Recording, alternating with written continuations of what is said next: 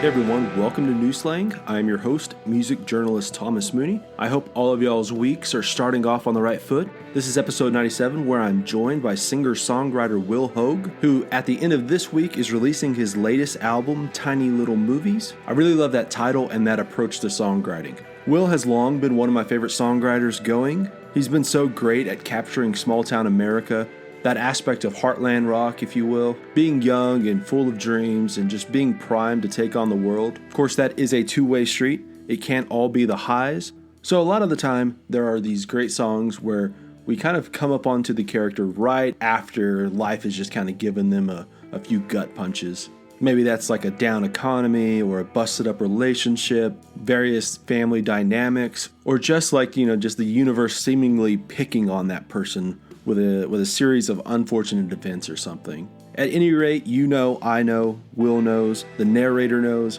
that, that nothing in life is ever as simple as that initial dream is.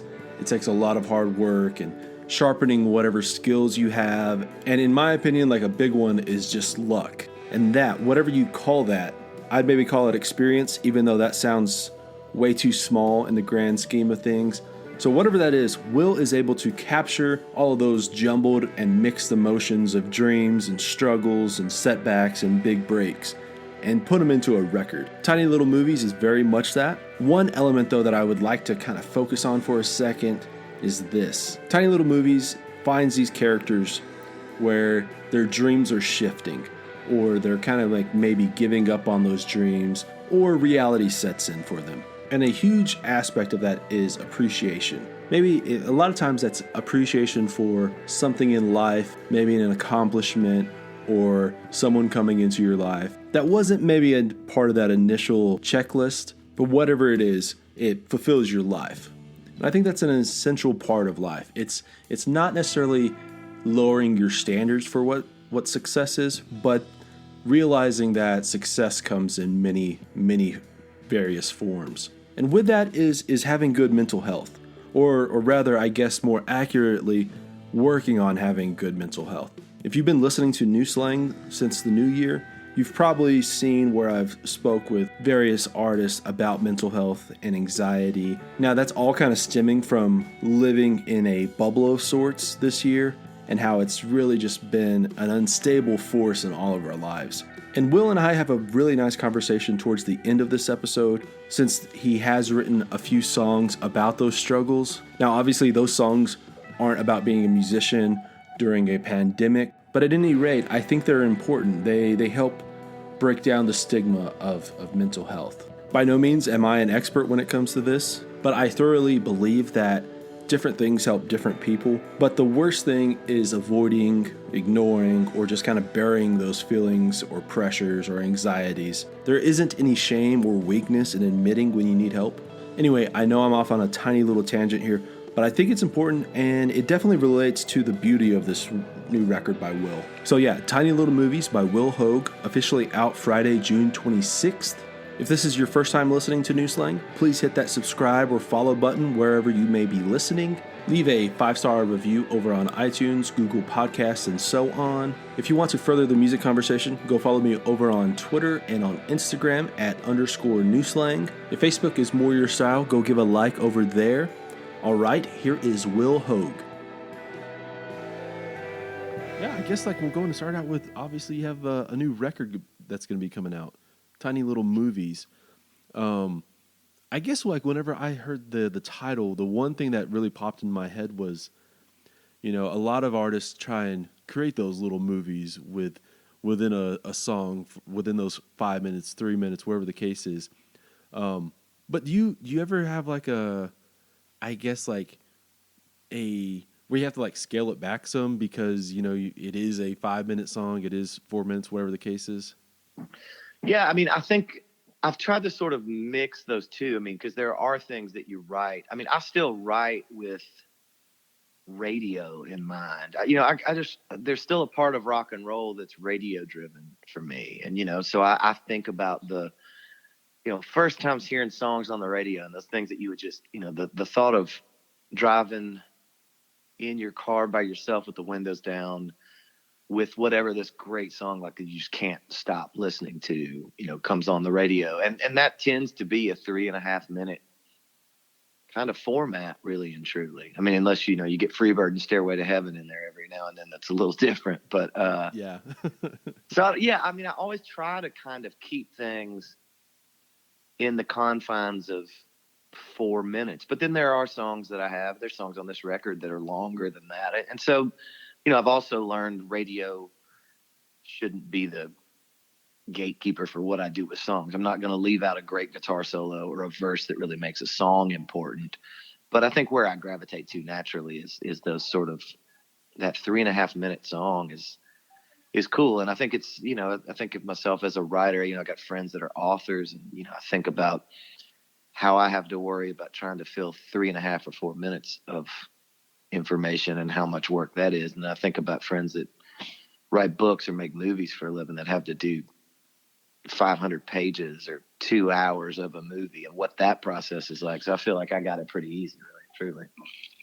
Yeah. It's the thing is it's so interesting to see how you have to put so much. You have to like set the scene so quickly in a song, right? You have to kind of tell us who this person is out the gate, and I guess like that means you have to use your words more carefully to create that character, that setting, and everything like that. Do you feel like that gets easier over time? I don't know that the process of starting there gets easier. The process of telling yourself that this is all wasted information gets easier for sure. There's still a natural tendency every time you try to tell a story. I think there's this natural thing to over explain. And I think that sometimes, having done the writer thing here in Nashville for a few years, there is definitely a thing, especially in what, I guess you consider modern country music. There's a real tendency with the guys and girls that make those records, they cater to an audience of people that they think are stupid. And that bugs me because I personally don't think the people that listen to records are idiots. I don't think you have to over explain. There's sometimes this tendency to just, especially in Nashville, to do this thing where you have to explain every little piece of every song, and there can't be any mystery, and there can't be this moment of what does that mean or what is that talking about. It has to be just the most mundane paint by numbers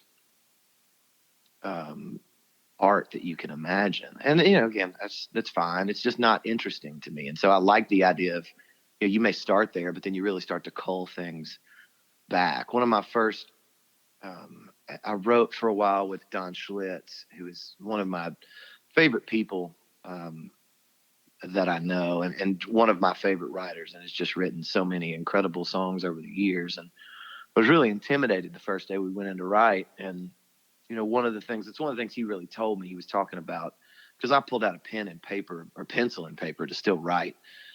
Tons of people now, everybody's writing on a laptop, just typing stuff in. And he made the comment, he was like, then we laughed about it, then you're a song typist and not a songwriter. But, and he made a joke that, he said, he made a joke that nobody's laptop is going to look cool in the Country Music Hall of Fame when they start talking about, here's so-and-so's songbook, and it's just an old MacBook Pro with nothing on it. You want to see a notebook with it's a flash lyrics drive. and all that. Yeah, it's like that's a boring exhibit. But he mentioned, and we started really talking about these sort of great songs, that some that he written, some that just other classic songs. And when you really start getting down to the great ones, lyrically, a lot of times it'll damn near fit on a 3x5 card by the time you really write down what it is. And if you don't write the chorus out every time, there's not an overabundance of information, and I just love that. I like the idea of really trying to get in as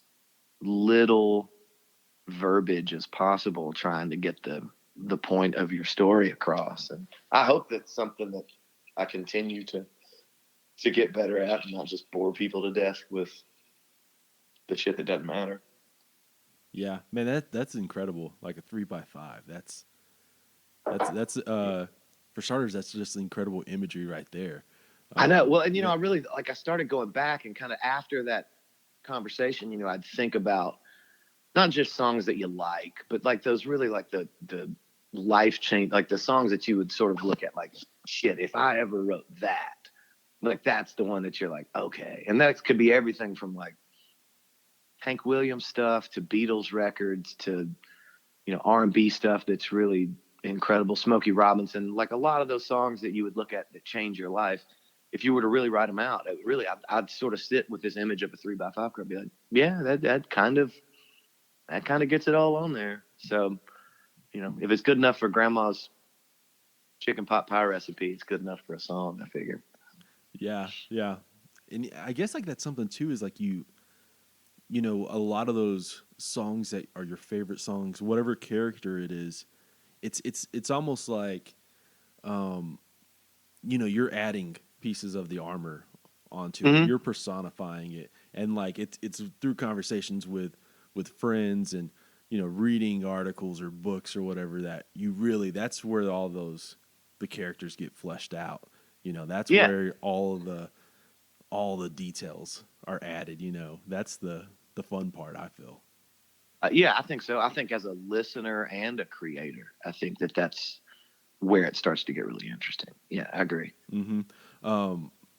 I'm reminded of it right now simply because it's his birthday. Terry Allen. Are you familiar with Terry Allen? Yeah.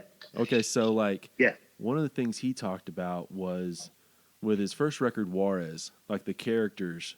I guess like part of those characters thing was he was painting them and sculpting them and stuff like that, but he would never Mm-hmm. put a face onto them, and he felt like putting a face to those characters changed them, and like that's one of the reasons why he's never even gone down the route of ever trying to make it into a movie or a play or anything like that. He Mm-hmm. never wants that to happen to it because then it becomes something, I guess, maybe static in a way of like of being grounded in to those characters being faceless for him has always been, I guess, the way to keep them, a little bit mysterious and magical.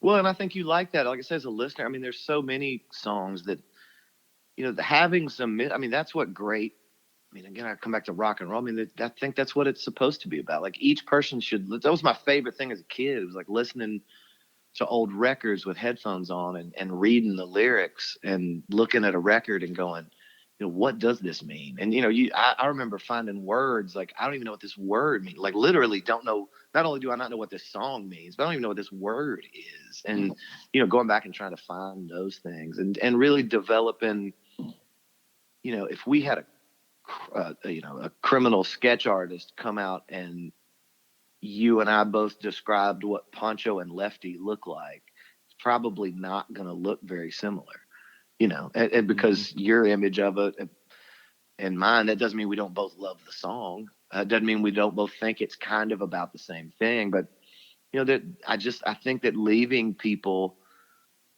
some room for interpretation in songs is not a terrible thing. Yeah, I think it absolutely. keeps it fresh, like you're saying. I mean, I think then you come back because there is always that little bit of mystery, or you find things years later after you've heard a song 1,000 times. You find a lyric that hits you differently a certain day, or something's changed in your life. You've had kids, or gotten married, or gotten a divorce, or your parents have passed. Whatever the thing is, and all of a sudden, great art can grow with you too, I think. Yeah, absolutely. I love where your impression of a song adapts to and evolves how time passes. Like a song can change 10 years apart, but then also at the same time sometimes songs just stay the same, and that's like I guess the beauty and the magic of it all is that sometimes they can just throw you back into being 18 years old, but other times you see the flip of that coin when you're 30 something, or what I mean. Yeah, and I think there's some really, I think there's songs too that can do both. I think there's things that you can hear and have this sort of visceral reaction to what where you were the first time you heard it. Maybe, like you say, you were with your buddies in your early 20s, and this was this song that you played every single night that you were together, and it brings you back to this thing. But then you have that response at the same time you're hearing it and going, man, and here I am now, and this lyric about, that I thought was just about a girl is about my whole life. I mean, and that happens even as a writer. I mean, there's times that, people ask you sometimes, what's this song about? And, sometimes I don't think you always know. I mean, I think sometimes it's even for the writer. I mean, there's songs that you go, well, this, when I wrote it, it was about a breakup with this girl. But then, you can go and then you realize, well, then, okay, maybe in 10 years, it's all of a sudden it's this defiant thing of how you're going to start to take better care of yourself. And then you go, oh shit, okay, that was more than I realized. And then 10 years later, it's about, your first kid. I mean, you have totally different experiences with songs, I think, when they're done for the right reasons. Absolutely. Yeah. Let's for example, like Poncho and Lefty. I feel like for me growing up, like I think you kind of relate to Poncho more because of the romanticism, right? You feel like bad for that character. Do you, listening to it now, do you feel like, where you feel a little bit more sympathetic and sad for Lefty? I do. I think there's both of those. I mean, I think if your perspective on things doesn't change, I mean, this goes bigger than that song for me. It's like at 46 years old, if my impressions of everything that's ever happened are the same as when I was 18, like I got a lot of fucking problems I got to work through. If at this point in my life, I'm still seeing things like an 18-year-old, I'm going to be in shitty shape. Yeah, I think you do. I mean, you start to really change the way that you interpret those characters.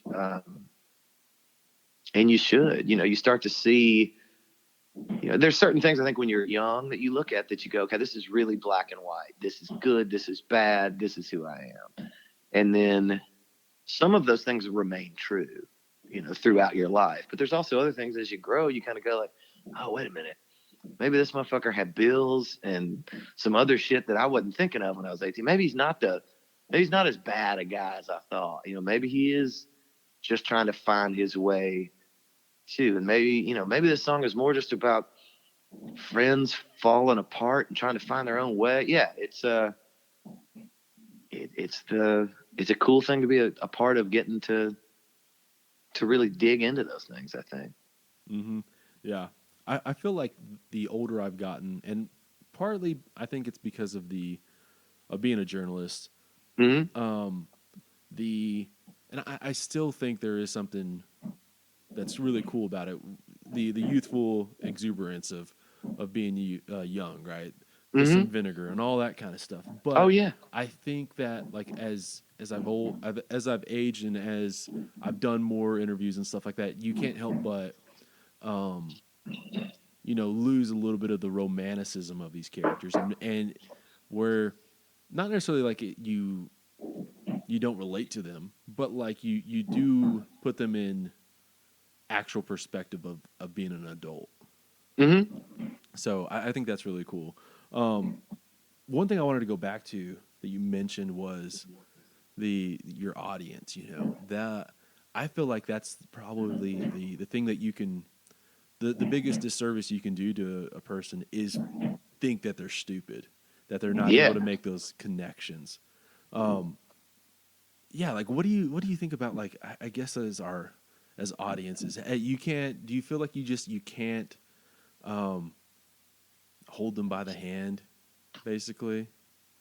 Well, can or can't, I don't know. I'm just not willing to. I mean, speaking for me personally, I mean, again, we can talk about the artists at large in a different conversation, but for me personally, that's just my whole thing. Like I'm not here to hold your hand and do what you want when you want it. Like that's not what I want to do. I don't make records and write songs in hopes that the audience likes them. And I know that sounds all cocky and shit, and I don't mean it. Like I don't mean that I don't want people to. And I do. I mean, there's a part of me every time I you put a record out because hopefully you want people to fucking like it. But I don't sit and create the songs and go, I don't second guess myself with this thing of, well, what if this ruffles someone's feathers, or what if somebody doesn't like this? Cause rock and roll by committee is really shitty music, every time. And so I'd rather, I think that as you build an audience of whatever size, you start to really build trust. I mean, there are people that still come to see me play, still buy every record I make, and they don't agree with everything I say or think or feel or write about. And I'd be a fool if I thought that everyone would. I think the thing that it starts to show you is there are people that you can still have differing opinions about things politically and musically. And there's people that'll say, I like the rock loud version of what you do and not the quiet singer-songwriter version. There's somebody else that'll say the exact opposite. There's somebody else that'll say something that's right in the middle. And so I'm not going to try to please any of those folks. I'm going to try to just do what I want to do. And ultimately, I think that people gravitate towards people that they love and they trust and they feel like are going to shoot them straight. And I say that as a white Southern male, I'm expected to be stupid by lots of people, and I am the demographic of people that believe white Southern males are stupid and we can pander to them and they're not smart enough to figure it out. Well, I don't abide by that. And I don't think I'm that way. And I damn sure don't think that lots of other people are that way. I don't think this idea that you can't be a truck driver that also enjoys poetry and art is incredibly small-minded. Like you can't be a plumber that also enjoys a good book. I just think is bullshit. Like I don't buy into that at all. Yeah, that's interesting because like I agree. Like there is that stereotypical dumb, quote unquote redneck, right? Yeah. But like throughout our history, I would say like the Southern Riders are always like have been like they've had the best pulse on what American is, what America is, what Americana is. You know what I mean? Everyone from Faulkner to guys like Ben Nichols of Lucero or like whoever, you know what I mean? Or his brother who's been making great films, Cormac McCarthy, like all these people wind up having their pulse on what's happening. Well, it's one of my favorite things about the South. I mean, I think that the South gets this rap as being this place that's incredibly backwards on so many levels. And I mean, this is where we have to just be honest in the mirror with ourselves. There are things about the South that are incredibly backwards and have been for years and still are. I mean, you look at what's happening now with coronavirus stuff, and the South doesn't come out looking like a shining gem at this point. You talk about this guy that was murdered in Atlanta in February that's just out for a jog. I mean, there's shit. The South understandably gets its feet held to the fire for the stupid shit that we do as a region. But the other thing, I mean, and what makes me really proud about where I've grown up and those things is, it's still at the end of the day, I mean, the music, the food, the literature, the art, the culture, everything that's created in the South it's still my favorite shit. I mean, and I think we would be a far lesser country without those contributions and the things that really change the advances we see in equal rights for all people across the board. A lot of those things are born in the South as well. And so we have to take, you can't just take the bad. If we're going to take our lumps for the bad shit, we damn sure ought to get some credit for the good stuff too. Yeah, absolutely. And the food's great. Yeah. Too. Yeah. I just ate, I was finishing lunch. I don't know. There's this new, Sean Brock.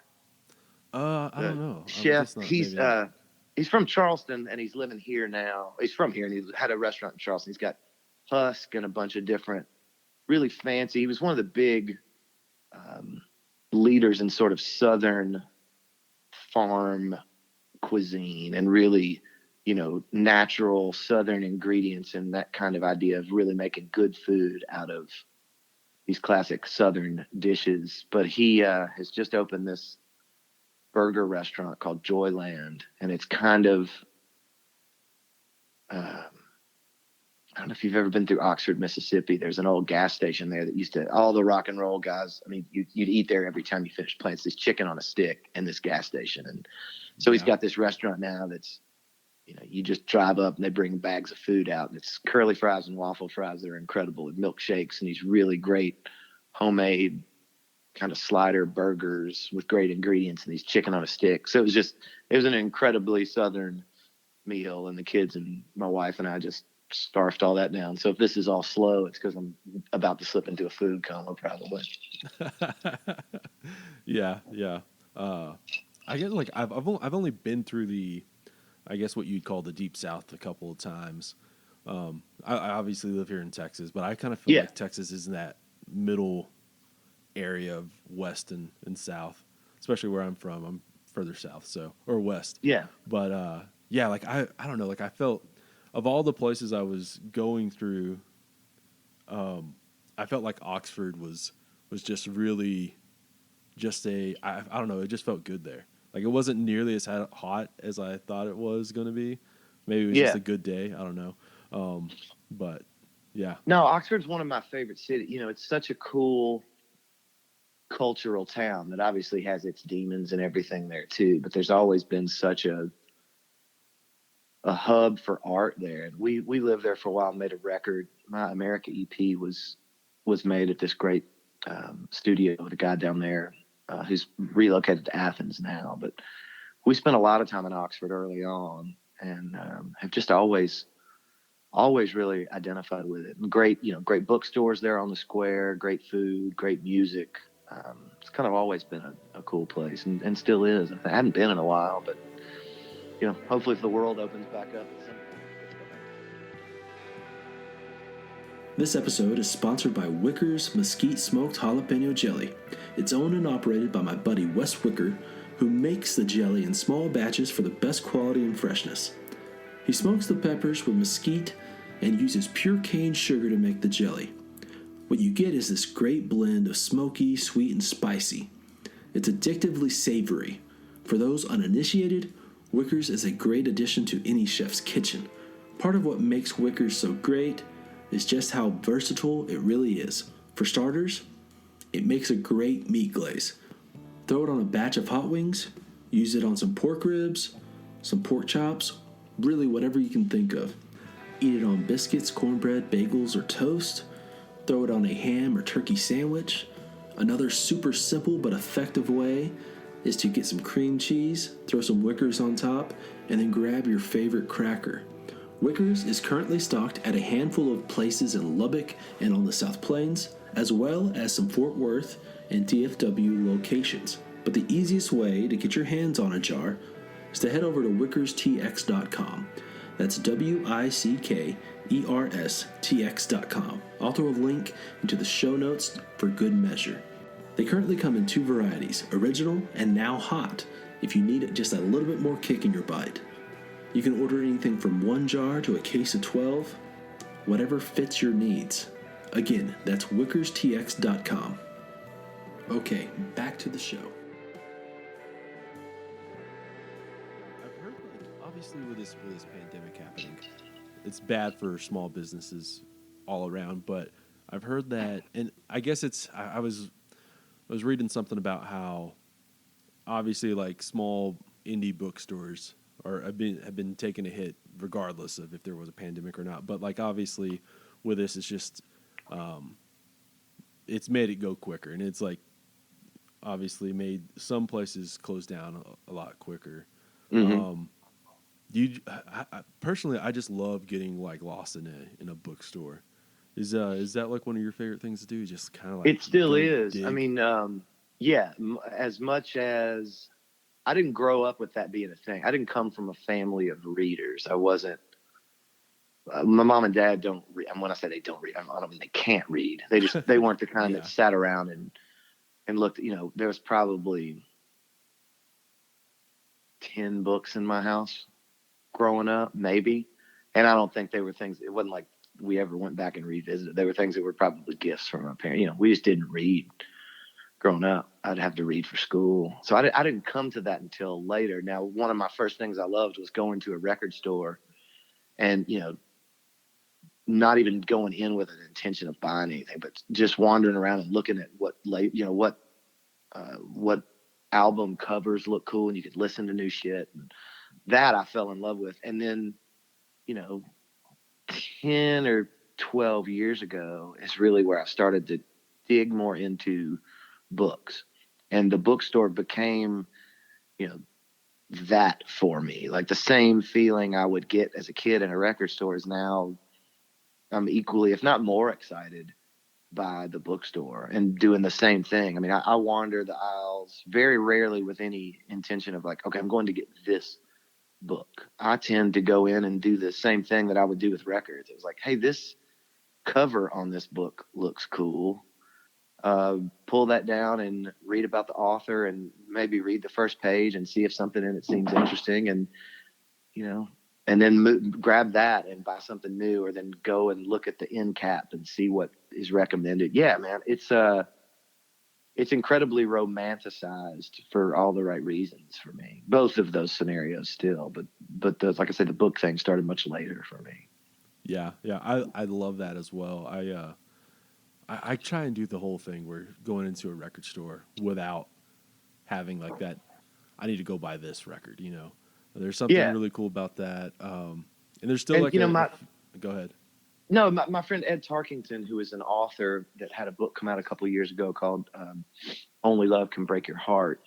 And I'd written a couple songs. They did a 45 release with the release of the book. But, you know, through him, it was also really cool for me to see, you know, the whole indie bookstore, indie author, literary world is so incredibly similar to the rock and roll world. And it was really neat to see that, like to get into this whole, you know, group of the same way that guys and girls in bands really try to support one another. And, you know, you spread the word about your show, you go and you try to support, you know, if you're in town on a night and there's somebody playing that, you know, like you go, you know, you just go and you support, and really seeing these authors doing the same things and trying to make sure the same way that musicians are trying to do an in-store at the record store to make sure that people come in, and it just keeps the community alive. You know, the artist has a place to sell their wares. The community has a place to go and buy records. It keeps people employed. It's all of these things that really build community. And the book world, unbeknownst to me, having never dipped a toe in it at all, you know, it's incredibly similar. And you got the same group of people that are really trying to just continue this whole medium. It's a cool thing to get to witness. Yeah, for sure. I kind of like a lot of. So I'm like a big basketball fan. So okay. There's like a few, I guess, classic looks at seasons. You know, I guess like right now, like with the Jordan documentary out, right. What's kind of come back is the Jordan Rules by Sam Smith, and how like that was kind of a look at a season and that entire deal where, you know, it kind of got him a little on the didn't do him a lot of favors with the Chicago Bulls. Let's put it that way. But like I guess like that entire thing about I love like reading those kind of books, and I'm going. There's a place I'm going with this. It's not just rambling, but no, that's so there's like this writer named Ethan Strauss who just recently put a book out about the Golden State Warriors and about Kevin Durant and stuff, and he put it out like, I guess right as the quarantine hit.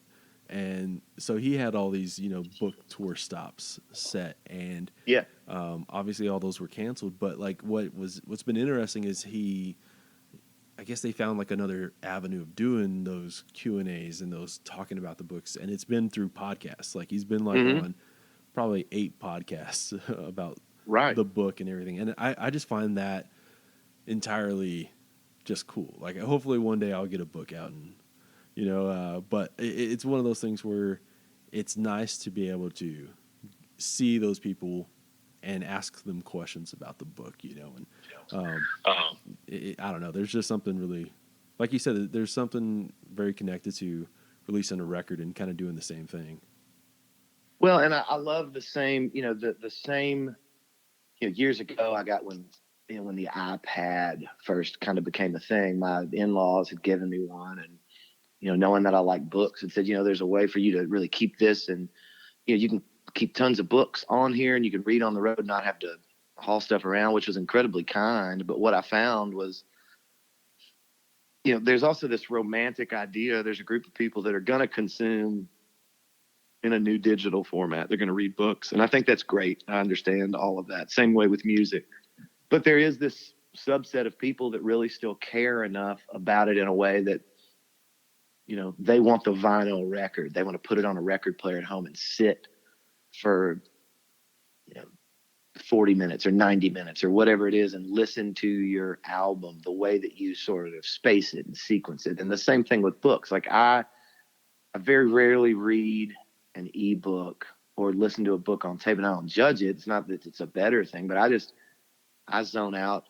What I love about books is the same thing I love about records. Like I love to sit and have the time during the day or at night when everybody goes to bed and sit in the quiet and read a book. And I like the tactile idea of looking at the cover and feeling the pages and all of that. And I don't know. It's just cool that there's still a group of people out there that really care about that enough to make it a thing. I love that. Yeah. I there has to be something scientifically proven about like how touching it and feeling it makes it stick more, Yeah. And obviously, like, and this is something I've talked about on previous episodes, so I'm sure listeners are going to go, "Oh God, he's bringing this up again." But when you listen to a record on vinyl, it becomes an event. You're more invested in having to go flip the record and pick out the vinyl and all that kind of stuff. But for an artist like you, obviously, like there has been a revival of vinyl. Has that changed the way you've just how you've looked at track listing and like what goes on side A and side B now versus, what's on a CD? Yeah, it has. And, this record in particular is one we had really, and I probably overthink it. I ultimately don't know if it even matters. I mean, and I don't say that like, I don't know, but I just, I think about it to a point that's ridiculous. And with this new album, we had a sequence in place and we had lived with it and listened to it and kicked it around. And it was great. I just felt like it was perfect. And we did the artwork. We did everything. We sent it to the guy in Memphis, Jeff Powell, that was going to cut the lacquers for the vinyl. And he called back and said, side A is too long. There's, you've got to keep it under a certain amount of time to even get the sound quality that you want on vinyl. And I was heartbroken. I was like, shit, we spent so much time on this. And like, I felt like the sequence was perfect. But then we had to move a song. And then we redid all of it. Cause then there was talk, we were just going to change it for the vinyl and leave it the same for the CD or for the digital stuff. Yeah. But once we changed it, there was a part where it was like, actually, like now I think I dig this better. And the breaks stayed the same. The big thing was like end of side one versus the start of side two. That never changed, but we changed it. And I ended up liking it even better. And so, yeah, it's a factor for sure.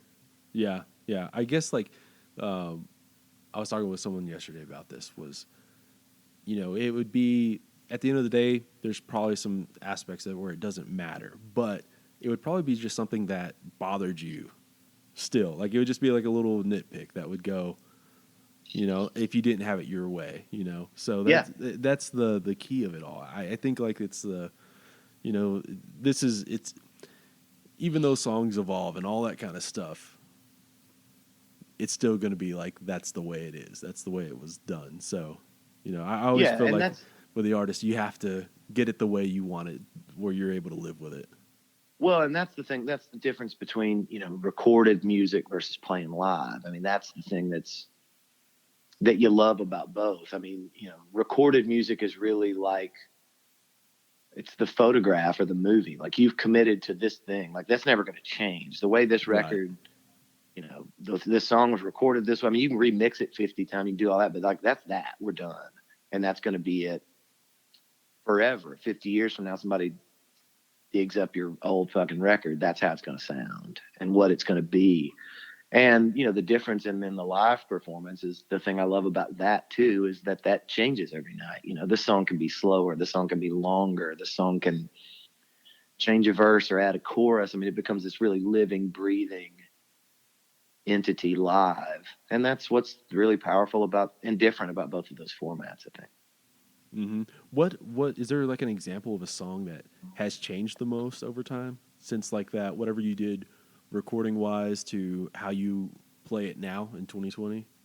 It's different with all, it changes a lot. I don't know if there's a particular song, but I'll tell you how that changes. One, it changes in just band interpretation because, you know, my band has changed so much over the years. You get things that are better with every outfit that comes in, you know, and a lot of times it's guys that they didn't play on the records before, but now they're in the band and maybe they've played on a new record.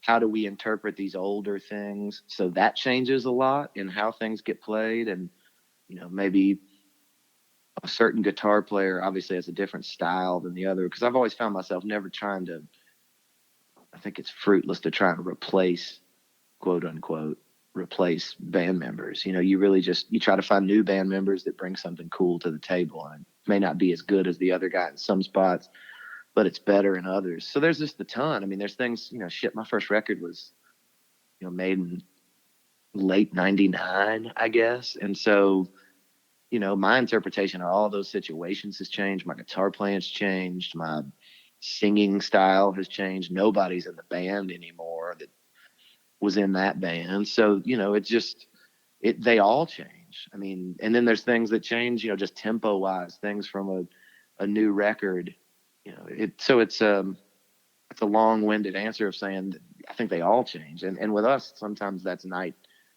after night, they may change. It's not even something that happens years down the road. It could be the next night, it's a different song than it was the night before. Mm-hmm. Yeah. Obviously like you've always kind of had this really like your thumb on what I would call like, you know, just the next wave of Heartland Rock.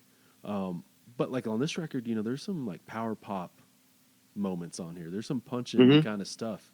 I guess like did you guys did you walk in thinking that was a sound you were searching for, or did it just kind of happen while y'all were in the studio and it was like, oh, this works for these batch of songs, let's go that route?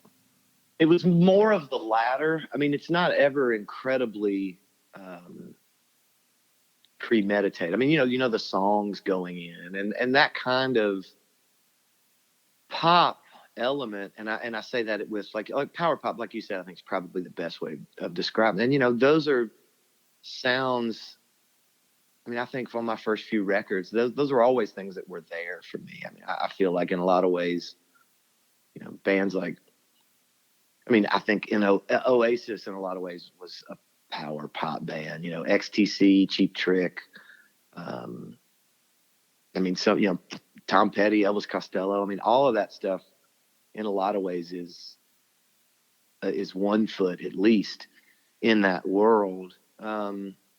And I've always loved those bands and those records. So I think that as I started putting what I thought was the record together in my head, and then the band and I rehearsed some things, and yeah, I think there's two ways to go about it. You know, when you've got songs that sound a certain way, there's two ways to approach them. You either then go, okay, we want this to not be this thing, so we're going to go and try to make something completely different than what happens when I play this song naturally. And sometimes that's cool.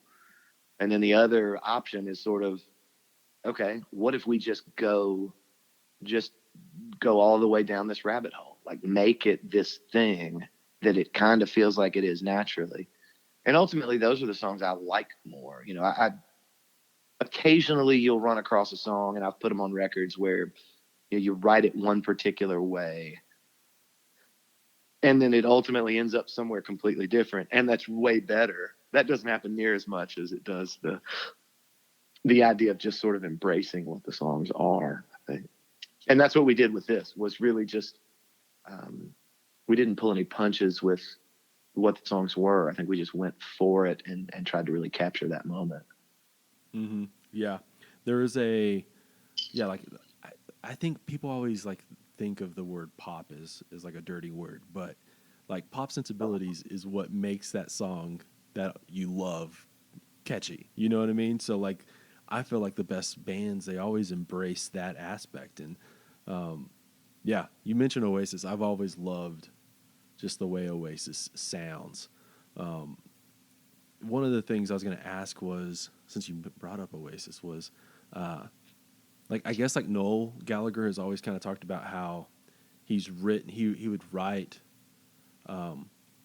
certain words, certain phrases, simply because they sounded good the way Liam sung. You know, Yeah. like those long vowels and stuff like that. Have you found like that you sing certain vowels or certain phrases really well and they I don't know, that you kind of like gravitate towards those kind of sounds? No, I hadn't. I've not really thought about that. That's an interesting thing. No, I haven't. I do think that kind of the opposite of that being true. There was a period, and I think I've gotten better about it. Uh, um, Singing always came pretty easy for me. Like that was something that I'm not going to sit here and say I'm great at it, but it was easy. Like my voice seemed to always be something that people were drawn to from the get go, from first garage band days. I mean, it was like, oh, okay, that guy can sing. So I think there was the opposite of that for me, which was, I think there were, especially early on, you could write a solid C song, that like, I don't know. I mean, does this really say what it needs to say? But I think that there was a point, especially when you're young, it's like, well, I can sing my way out of this. It's like, I'll just sing.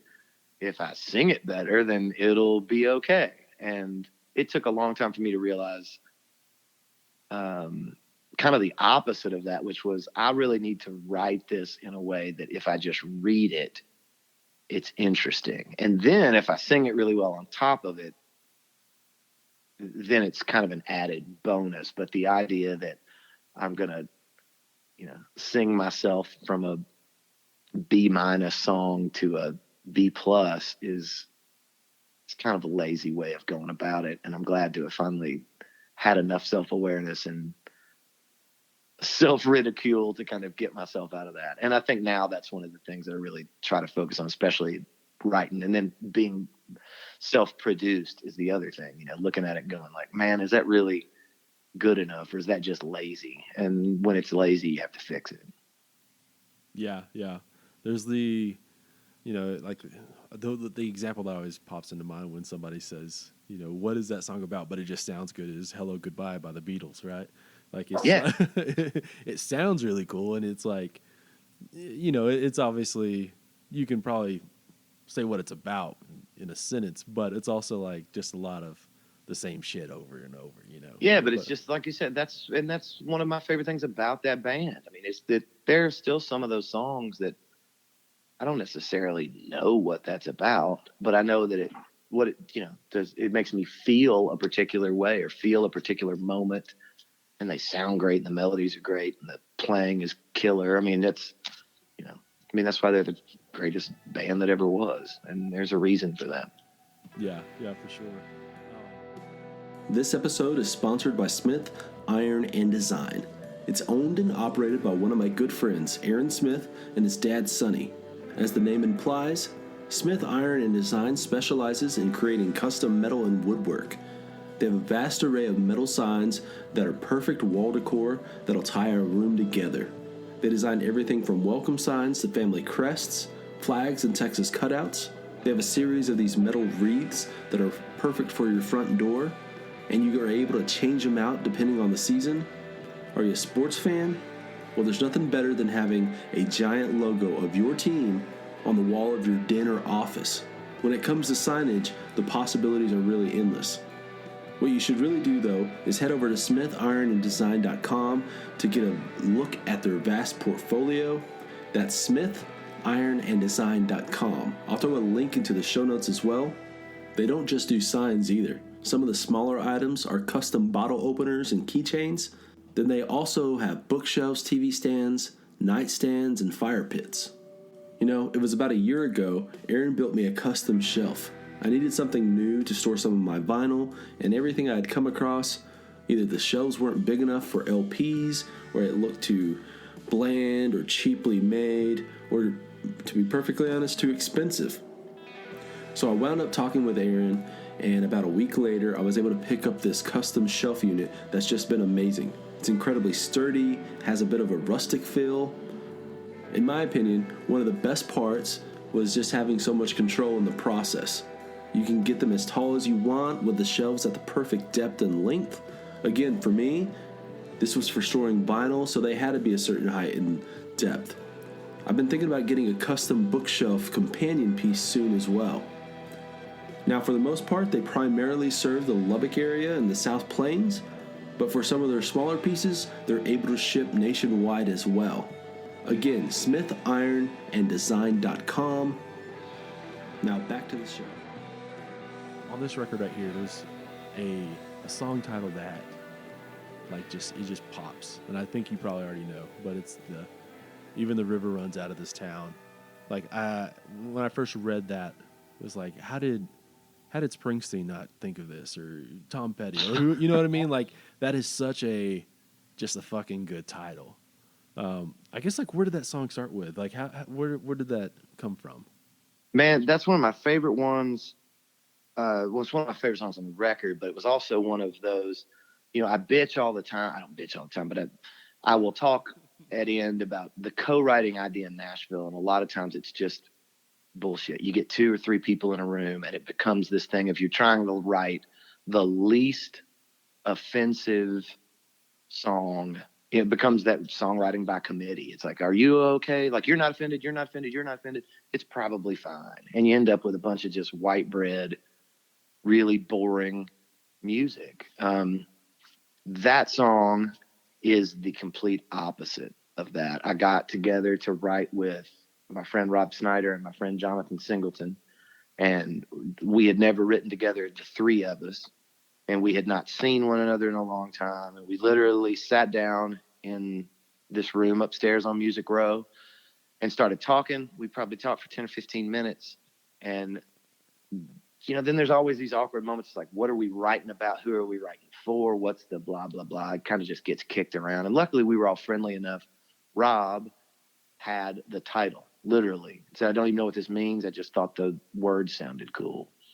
And then Jonathan played this one little opening lick on guitar, and I started then throwing out, the verses almost came out instantly. We just started, I started almost saying them in real time, and we wrote them down. And that song was probably finished in an hour and a half, maybe 2. And it was one of those, it was just, I thought it was great. Everybody contributed. Everybody was holding one another. It wasn't like we just threw it out and it was over. We would challenge the lyric and try to change the perspective a little bit, and then not overthink it, not make it something that it wasn't. And, those are those moments that you look back and go what a cool moment to get to sit in this room with these guys and write this song that I really, really love. And then putting it on a record, it seems to be one, I played it live. We were in Manchester in England. And it was shortly after we'd written the song. It was long before we'd recorded anything for this record. This was, last year. And, you're in a packed room in a country very far away from where you've grown up, and there's a new song, and that tends to easily be a turnoff. But it was 400 degrees in the club that night. The place didn't have air conditioning. And I'd sent the band off to try to cool off for a second. And then I played something by myself. I was like, fuck it, I'm going to try that song, and played it. And it killed. And that was one of those, oh man, this is cool. And then when we recorded it, the recorded version, I thought was just stellar. I thought that we really nailed just the way the whole song feels. So that one's cool. I just feel like from creation to execution the whole way through, it kind of had everything that we wanted in it. And I'm really tickled to hear you say that that's one of the ones you like the most, because I feel the same way. Yeah, for sure. How often does that happen where, there is that co-write where you try and just like hang out for a little bit before even starting to put words Um, to paper? there's always a little bit of it, kind of every time, because there has to just be some semblance of what have you been up to and all of that. But the times I wish that I had more stories of when I left. It was like, holy shit, that's great. There aren't a lot of those, but I also have the one. I mean, some of the songs that have truly been. I mean, even if it breaks your heart was one of those songs that was written in that way. I mean, when Pasley and I wrote that, I was 20 minutes. I was still on a walker from my accident. I mean, that was it was a shitty day. And we sat down and wrote that song in probably about the same amount of time. I mean, it was quick, but it was just right. And it was one of those that you left like, okay, we did good work today. And, so I don't know. It doesn't happen nearly as often as I'd like for it to, but when it does happen, it's pretty special. Yeah, yeah. That man, that song right there is like one of those songs where I feel like every line is just perfect. Like there's On Even the River, you mean? Even if it breaks your heart. Oh, thank Like you. that, Yeah, like this, it just feels like that song's been around forever, and also like the first time I hear it, it feels like the first time kind of thing, Yeah, that's cool. I mean, it's a special song. I mean, I don't. I mean, it's truly. I mean, I say it all the time. Like that song changed my life in so many ways. I mean, as an artist, as a writer, as a human. I mean, for my family, it's just yeah, it's interesting. And the process wasn't any different. Do it the same way that you do every other. And back to the Oasis thing. I mean, I think about that a lot. There's a great Noel interview where he talks about somebody had asked him, "Why do you even try to do this anymore?" And in his great accent that you can't fucking understand, he said something along the lines of, he said, "I may never write 'Don't Look Back in Anger' again, but I might." And that's the thing. I think that's why you do this, is because you have these moments where you have something that you write, you create out of nowhere, and it affects, really moves people, and all of a sudden that affects what they do, and then ultimately affects you in all these really positive ways. And you've done it once. I mean, shit, maybe you can do it again. And that's part of why you get up and do it again every day, I think. Yeah, yeah. The excitement and I guess maybe like the wonder if you're gonna be able to do it again. Not even just like even hit a song that just the quote unquote life changing aspect, but like if you're able to make a good song again, is there a little bit of not fear, but is there that excitement every time where you're like, are we gonna be am I able to do this again in general? There is always excitement in it. I mean, really and truly, not to sound cheesy, but there is a moment. I have come to love the writing process as much. It used to be when you started out, it was just, I wanted to play. I wanted to be in a band. I wanted to play music. And so, I had to write because I needed songs to play. And as you grow, it kind of becomes a little different, or it can. I don't guess it has to, but for me, it did. It became, I still want to play and I want to blow people away with a live show that's really great. But I also want to write songs that cause people when they hear them to have not come and see them and be a part of it, but like listen to it and have that reaction. Um, I'm still excited by it every time. I mean, I really am. Like, to get to sit and write and finish a song is always pretty special. I mean, I'm always excited by it. There's ones that you're kind of more excited by sometimes, but it's also, those aren't always even the ones that are right. There's things that you finish that you go, holy shit, this is going to be the one. Like, this is so good. Then you'll play it for my wife, or I'll play it in front of a crowd one night and people are like, yeah, whatever, I'll get a drink. And you're like, shit, really? And then there's other ones that you play and you go, this is good. I'm glad we finished it. It's a cool story. But you play it and people are shitting their pants over it. And so it's, there's a little bit of mystery and wonder in that too. But yeah, man, I just love the process. I mean, really and truly, I've fallen back in love with it more over the last 2 or 3 years. Um, and getting to sit again, with this record and write again just for the sake of writing, not trying to carve out a hit song for somebody else or anything like that. Really just focusing on trying to tell a great story is inspiring again. Yeah. The on that song, Maybe This Is Okay, I feel like you Mm-hmm. really capture some vulnerability and some anxiety of being, I guess, open with yourself, where you're talking about, is this is okay. This is obviously it's in the title, but like, I think I know I personally, I'm always kind of feeling a little bit of fear of like, oh, is this going to just crumble away?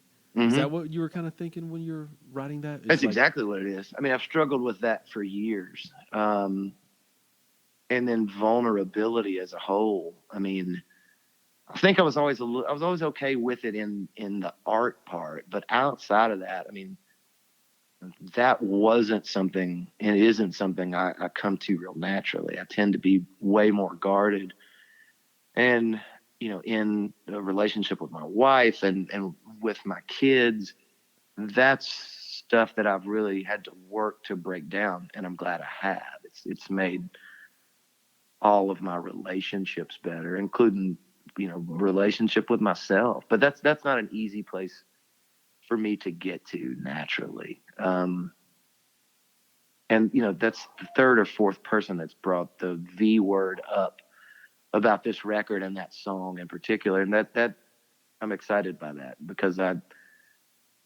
wanted that to come across, but it's also then this fear of like, did it? I don't know. So I'm glad to hear that. Yeah, I think that there's always this anxiety, especially in this business for me, of like, the minute that things go good, is it just going to fall apart? Or is this going to go away? Is this good thing that I've got, find myself not even being able to enjoy the things that you've worked for that are good, because there's this fear of, well, then this is going to go bad, or whatever that may be. And it's a pretty sad way to live. And I did it for a long time. So I'd like to think that that's a song that is a testament to at least cracking the curtain and thinking maybe this is all right. yeah, yeah.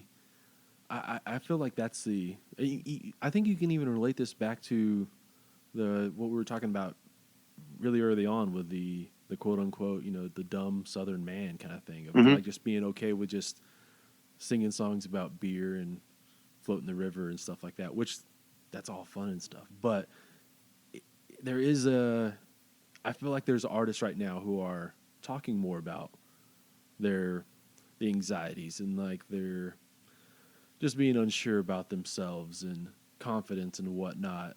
Obviously, like guys like that song specifically, but obviously guys like Jason Isbell and people like that. I think it's being a little bit more BJ Barham of American Aquarium, being a little bit more open and allowing an audience to know that like, hey, we can all be fragile in our lives, and maybe like this is what you're going through as well. Maybe, like I said, like kind of like giving your audience a little bit more to bite on and chew on than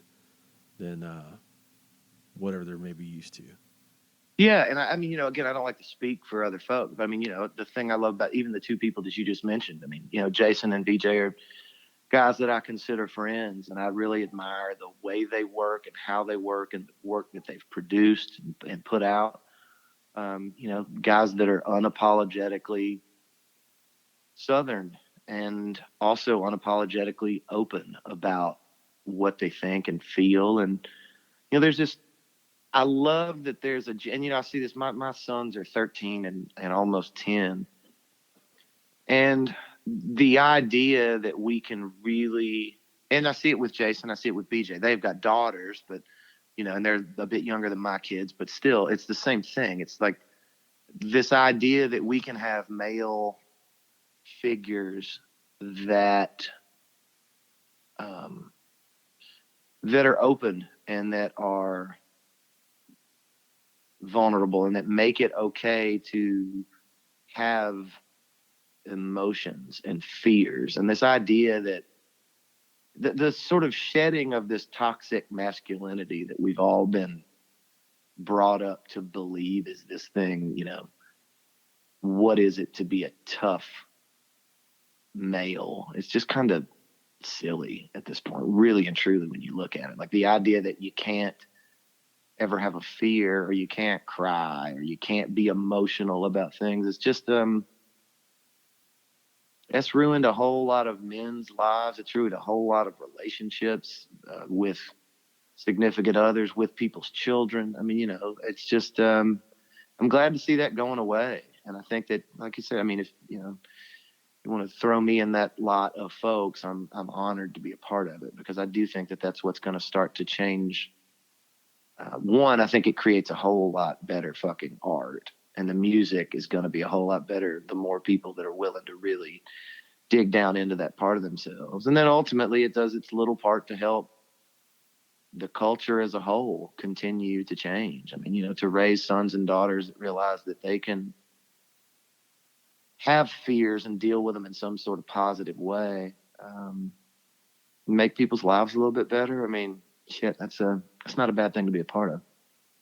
Yeah, there is a strength in admitting that you do have fear, and I think that like people, letting that go just helps so much. Like one of the big things I'm a fan of is, if you need help, just going to a therapist can do wonders. That like, Man. There's a lot of things that you can do to be proactive in your life, and I think like, one of the biggest,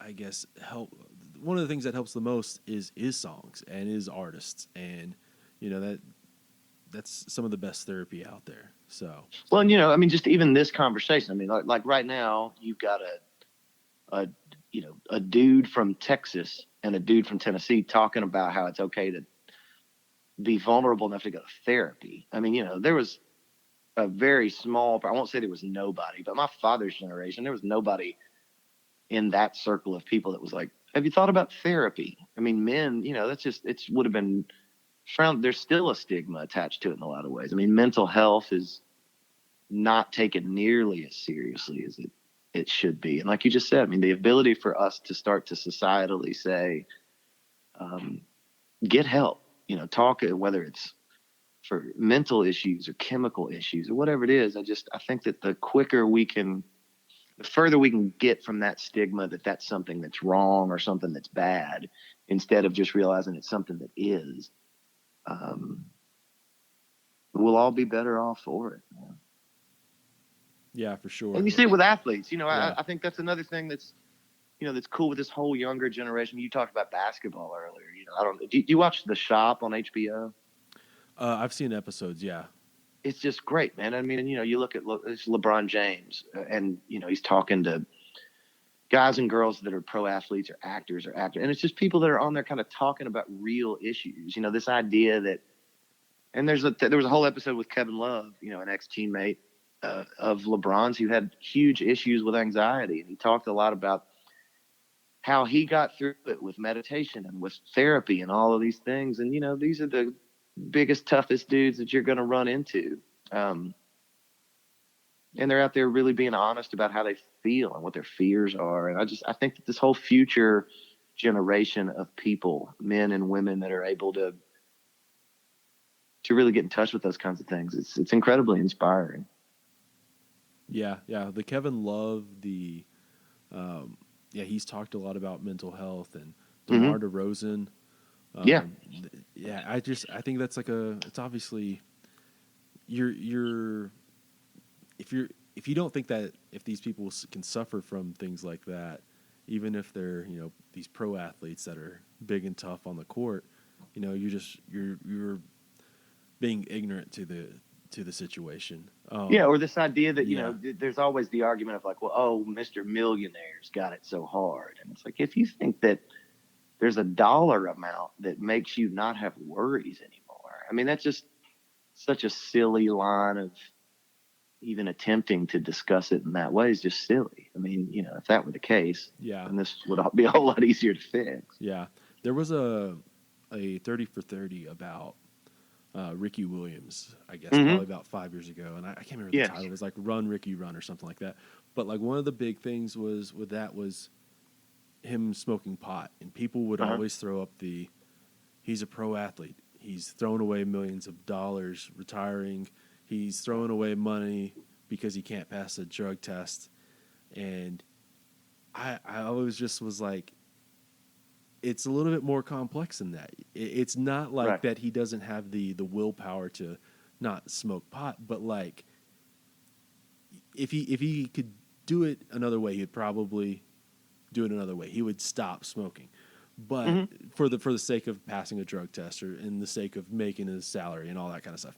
But there's like some true mental issues that are happening right here, and that he's going through something, and that eases his mind. And you know, like we don't have to go into like why marijuana should be legal or anything like that, but you know what I mean. Like there is an aspect of him. If it was easy, if he could do it the other way and it was easier that way, I think all of us would choose that way. You know what I mean? Like so. Yeah, and there's nobody that has any sort of mental struggles that's like, you know, this is just easier. I'm going to do it this way because I can. I mean, you know, everybody's at some level trying to get their shit together. I mean, that's what my wife is a counselor for elementary school kids, and she's got 600 kids every day that she deals with. And, you know, the stuff that you see I mean, that's the other thing. I mean, I don't know for you. I mean, I was well into my 30s before I was able to even start to have these kinds of discussions or realize that most of this shit even existed, that you could talk about therapy or meditation. I mean, that just wasn't shit that anybody I knew was doing. And, you know, my wife's got 600 elementary school kids of varying socioeconomic backgrounds. And they're doing meditation, you know, in public school every day to learn to deal with trauma, you know, and what level of trauma is obviously as varied as everything else in the scenario. But there's nothing that's not made better by these kids learning to start to think about their emotions and control it, and start from a place each day of calm and peace. And I just think how different that generation of kids is going to be, you know, when you got a guy that starts a guy or girl that starts meditating and learning how to think of themselves differently in kindergarten versus a guy that starts thinking of himself differently at 35. I mean, it's a massive difference for how that person's going to be able to exist with themselves and among other people. And I can't wait to see that continue to grow. Absolutely. Yeah. That's, like I said, like there's this being proactive is going to help so much, you know, like you're going to see the benefits of, you know, the correlation between substance abuse and those numbers going down and stuff like that. Like there's nothing bad's going to really come out of that, you know? Like no, it can't. I mean, that's the thing. Like it can't, nothing bad can come from this. It's not costing anymore to do it.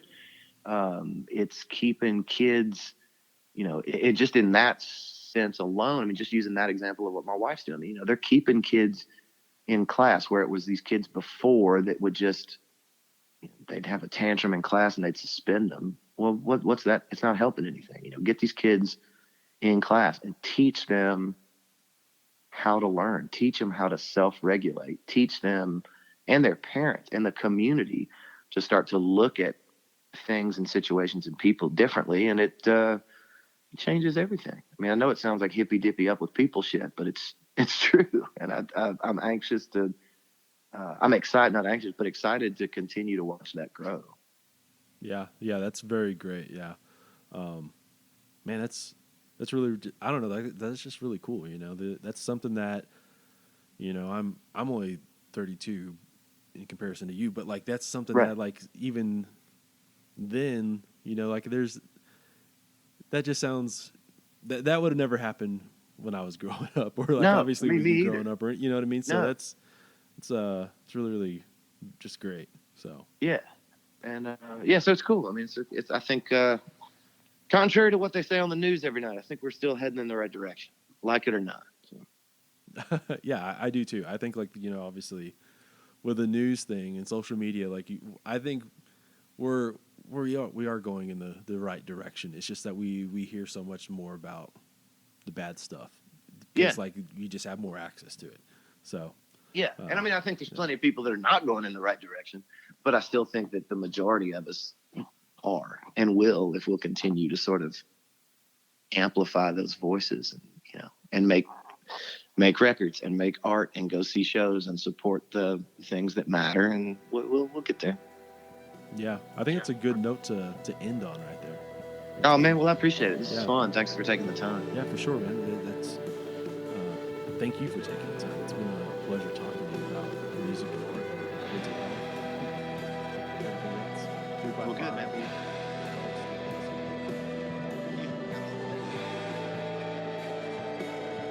Okay, folks, be sure to check out Will's record Tiny Little Movies when it's released this Friday. Check out episode sponsors Smith Iron and Design and Wickers Jalapeno Jelly. Okay, I'll see y'all later this week.